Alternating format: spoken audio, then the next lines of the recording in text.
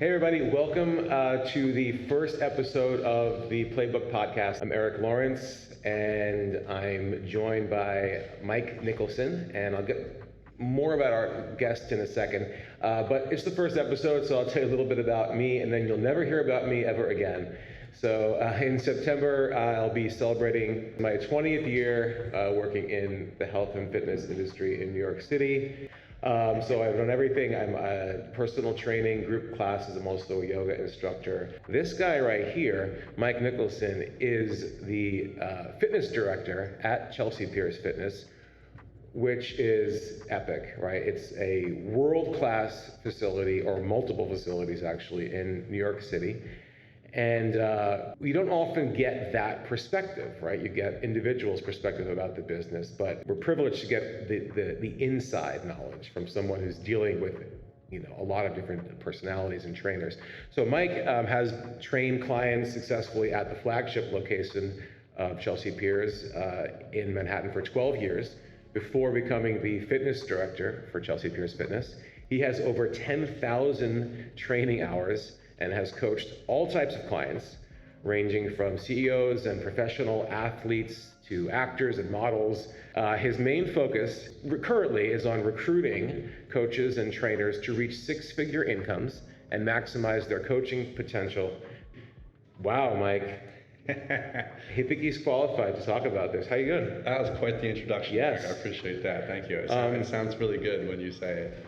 Cool. Let's talk training. So full disclosure, Mike is my boss. He's my manager. I'm a personal trainer at Chelsea Piers Fitness. So anything I say cannot be used against me during this podcast. All right, so we're talking about the business of personal training today. And I want to start off with a true-false question for you, okay?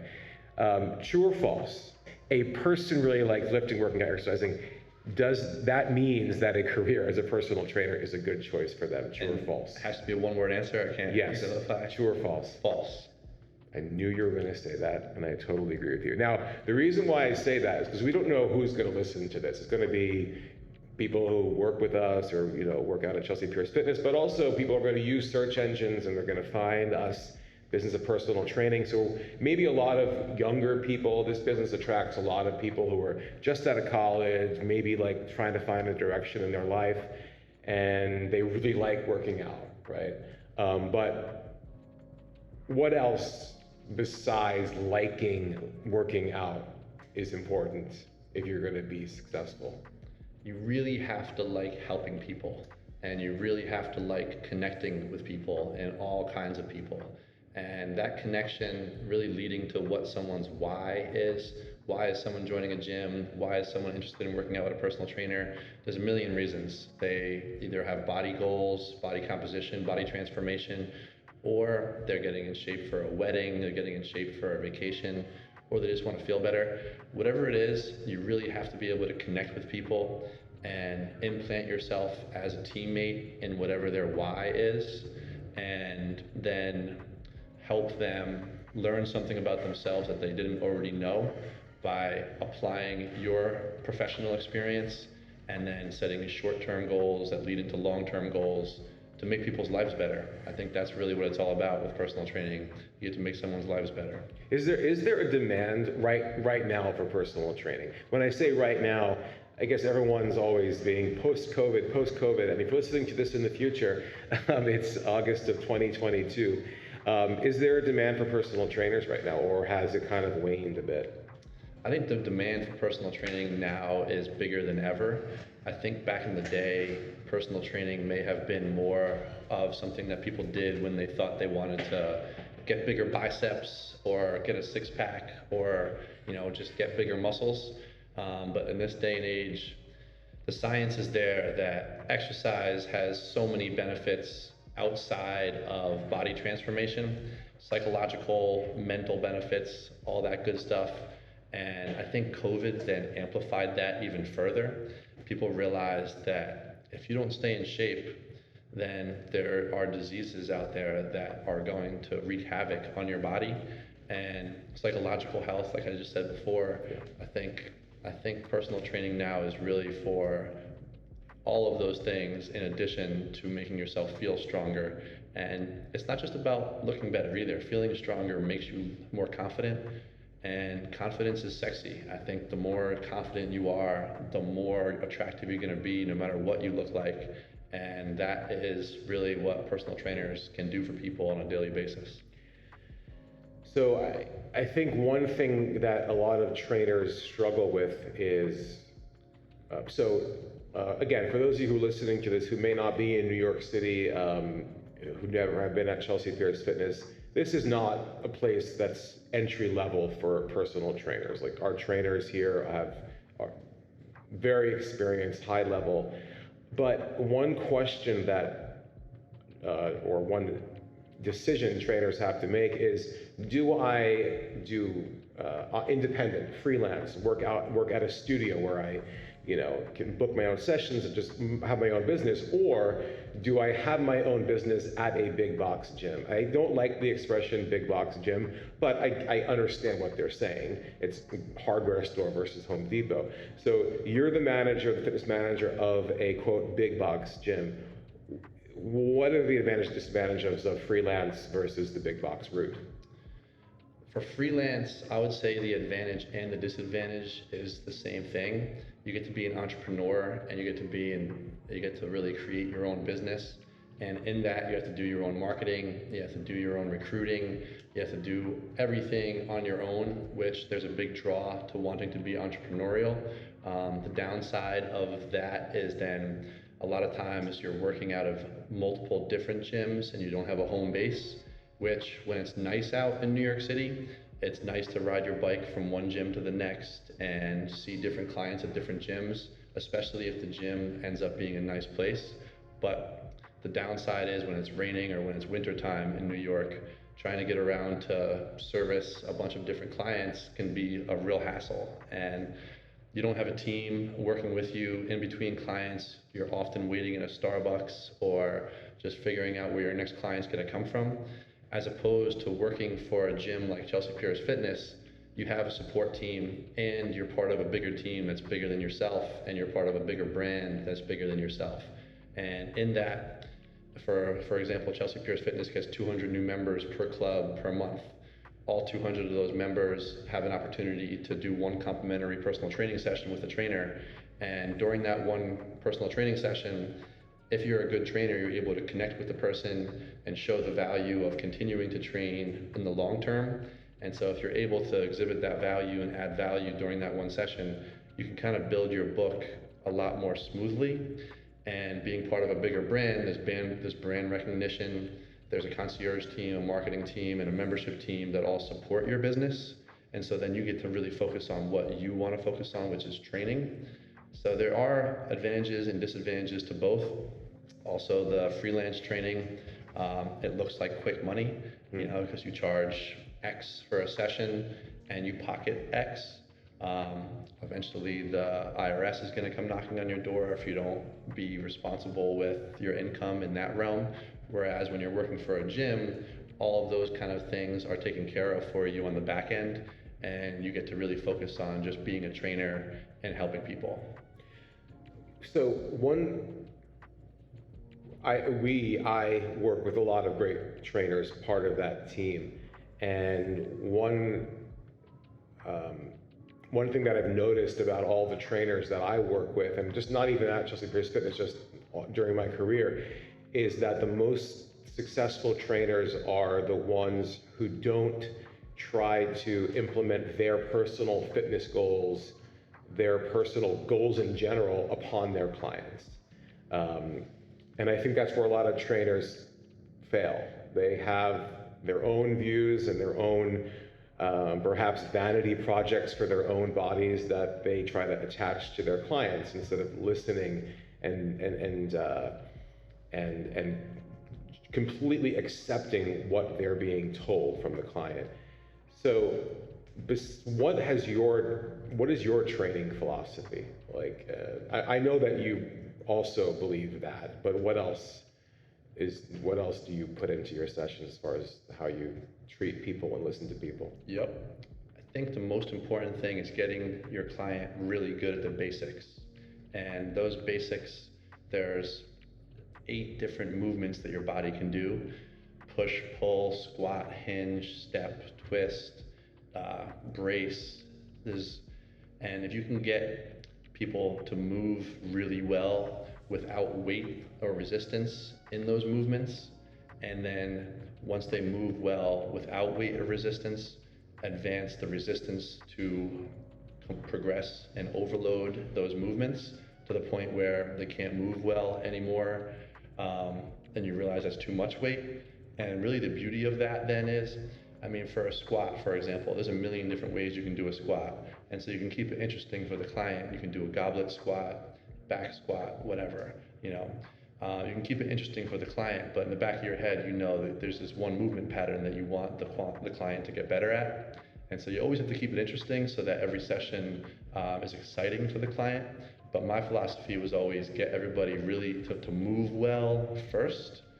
So you assess how they move in that first session, and you figure out where their movement deficiencies are, correct those movement deficiencies, and then start to overload. Or by overload, I mean start to put resistance on those movements up to the point where they can't move well with too much resistance. And the beauty of that is that lasts forever. You can constantly, progressively overload, and everybody can always get stronger. No matter where you're at with your current strength level, you can always get stronger, and you're gonna own your body forever. And you're always gonna have the ability to push your body to the limit. And day in and day out, we all have challenges that might be out of our control. The one thing that you can control on a daily basis is how much effort you put into your workout. And if you're constantly pushing against that upper limit, it really could be defeating, but that defeating feeling is what helps you grow. Being a little bit outside of your comfort zone in all of your workouts is where the magic happens. And that's one thing that you can do forever. You can push against that upper limit of your strength, and as long as you're a little bit better today than you were yesterday, and you continue to do that forever, that's the beauty of just really getting good at the basics and growing from there. You know, one thing that I promised myself when I was going to talk to you is I was going to keep it real, and just personal experience. Yeah, all that is true. Progressive overload, all that is true. But I'd say maybe about 10 to 20% of my session time, not for everyone, but some people, is maybe listening to stories about terrible first dates or their mother calling them and being annoying. So, you know, it's a casual environment. You know, we're not physicians. You're not coming to a physical therapy session.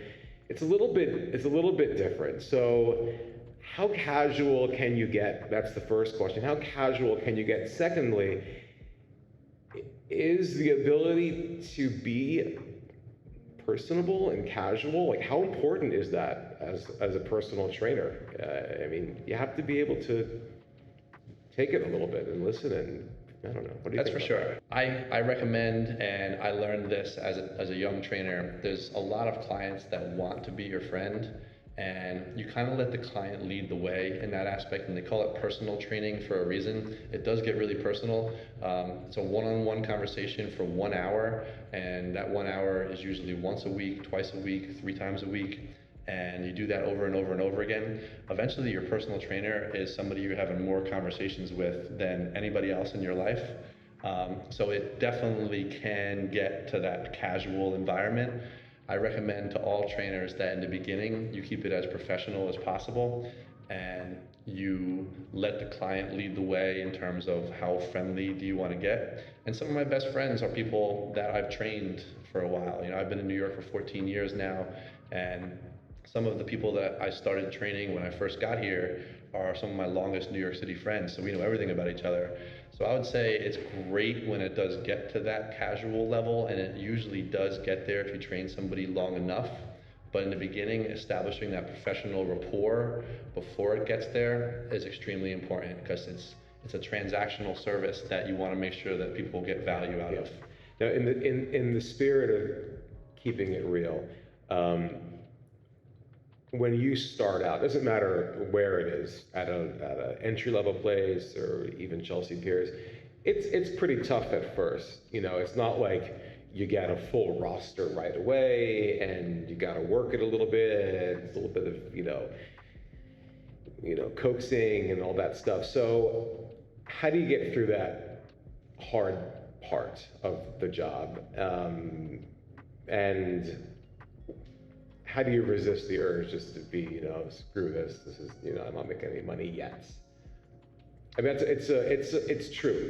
I know that we're trying to talk about this, but that is a really difficult part when you're not making a lot of money in the beginning. Yeah, and it's a scary thing too. Yeah. Usually when you take a job, you're taking a salary, Yeah. and you're basing your budget and your financial life around that salary. Yeah. But as a trainer, it's a commission-based job, so you really have to hustle in order to get clients and then build that income. And you can make a lot of money in personal training, but in the beginning, it's a numbers game. You really have to do early mornings, late nights, train as many people as possible, and make those connections that then lead to clients. Usually 3 out of 10 people that you train in that first session will become a client of yours. So you have to take a lot of rejection in the beginning, and you have to know that every client that I train, I'm just going to be the best trainer that I can possibly be. And if you continue to do that over and over and over again, the numbers game will work in your favor. But you're 100% correct, Eric. It's a little scary in the beginning when you're first building your book, because it takes some time to get to the point where you're making good money. And on the flip side of that, once you're making good money, it means you're seeing a lot of people. And you know this, I know this, if any trainers can relate to this, listening to this, you're giving your full attention to multiple people during the day, and it's pretty mentally exhausting, which can lead to burnout. And yeah, everyone wants to make money. The trainer wants to make money, the gym wants to make money, but if people are burning out, it doesn't matter, because you're going to lose those people. The gym, everyone's going to lose out. So what do you do about being overbooked, burnout? What are some strategies to deal with that and not just, completely abandon ship or cancel all your sessions for 2 weeks and alienate your clients? Yeah, you can't pour from an empty cup. Yeah. And I think I was guilty of this when I first started training. I wanted to train as many people as possible. But I eventually learned that 30 sessions a week is my sweet spot. If I do 30 sessions in a week, then I'm balancing rest, I'm balancing leisure along with work. 30 sessions a week sounds like it's 30 hours a week, but it's not. 30 hours of training per week really turns out to be like a 40 or 50, if not more sometimes, hour work week. So there's a few things: prioritizing rest, prioritizing hydration, and just prioritizing quiet time. When you're in the gym, it's constantly loud. And like you said, you're dealing with, if you do 30 sessions a week, that's usually 15 or 20 different clients, that's different personalities. And during that 1 hour session, you're locked in on what the client needs. So you just have to make sure you have me time outside of the training time. And if you have enough of that me time, it's like balancing your parasympathetic nervous system with your sympathetic nervous system. You're kind of in that hustle state for as long as your training hours are, and then knowing what it is that gets you into that restful state outside of your training time, and prioritizing those restful hours, prioritizing sleep at night, eating well, all those things, taking care of yourself, and making sure that then you have a full cup to pour from is huge. So has there ever been a situation where you've worked with or managed a trainer who was doing everything right, very successful, but they still decided to leave the business? I don't know if that's ever happened, but what was the reason? Why? Like, why would someone? Why? I would say early alarm clocks. Early alarm clocks. Early alarm What do you clocks. mean by that? There's 6 a.m. clients every day.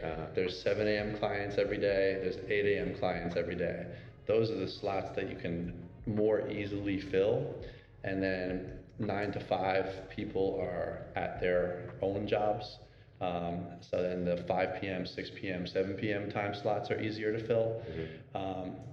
And so if you're comfortable with getting up at 5 a.m. every day, then you can fill that 6 a.m. time slot every day. If you're not comfortable getting up that early, you may never get to the income level that you want to get to, because you have to be able to train those morning clients before they go to work.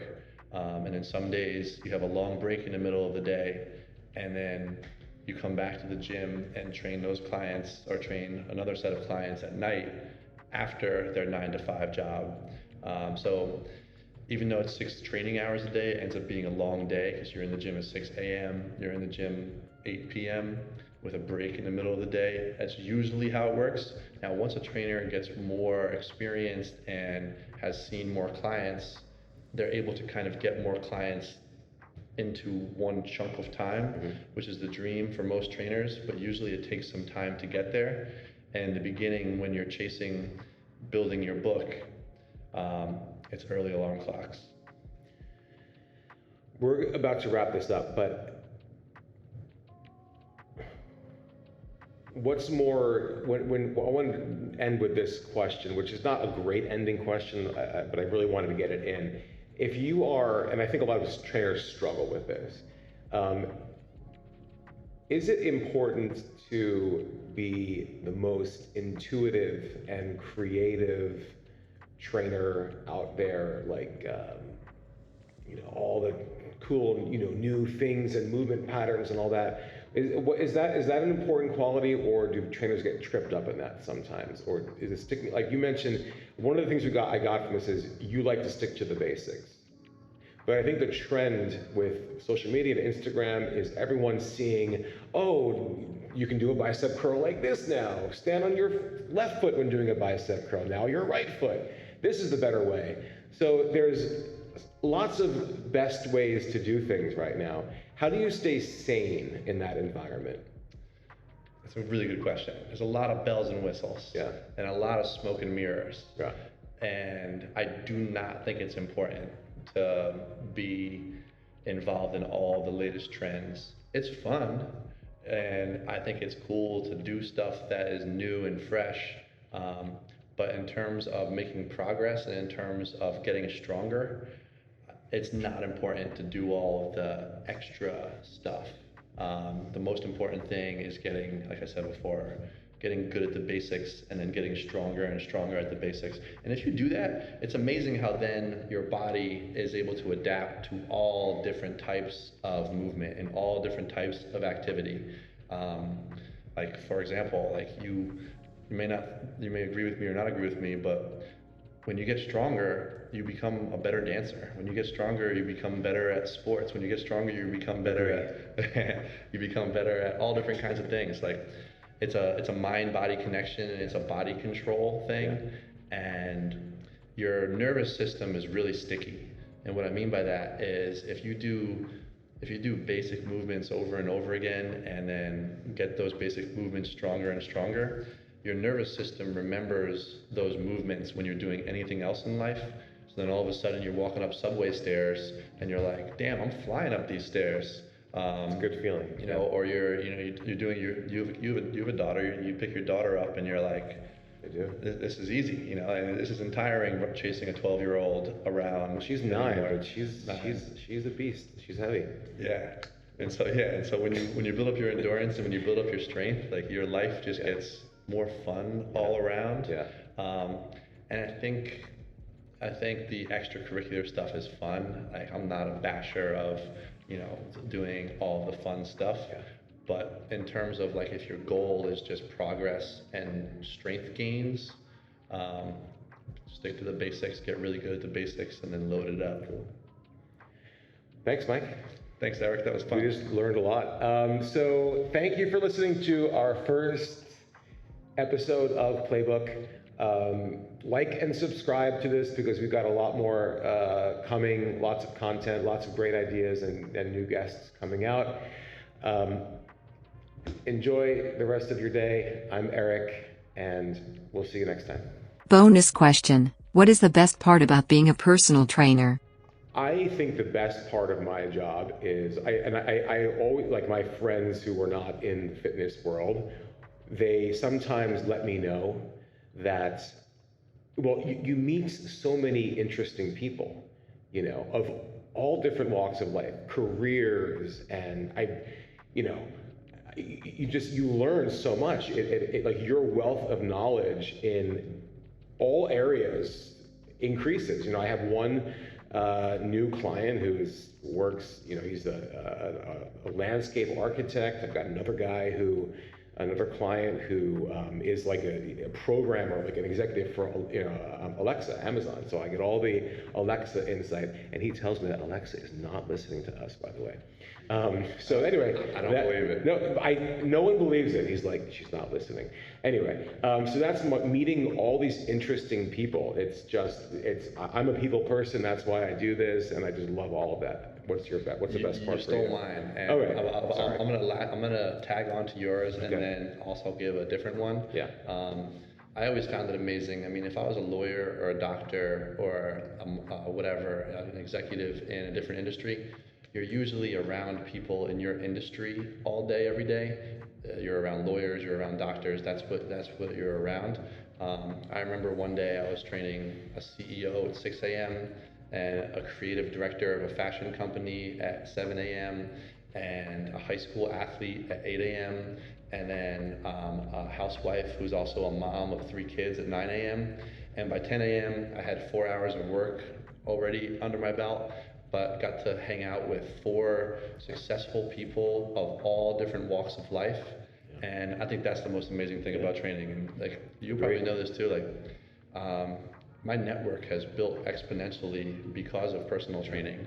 Like you don't have a chance to talk to a CEO of a giant beverage corporation in your daily life. People actually pay people like that a lot of money to talk to them for an hour. Yeah. But when you coach them and you connect with them and you treat them well, you end up becoming friendly with them, and it's a huge value add to your life because these people are successful in their own right and have so much knowledge that they share and so much life experience.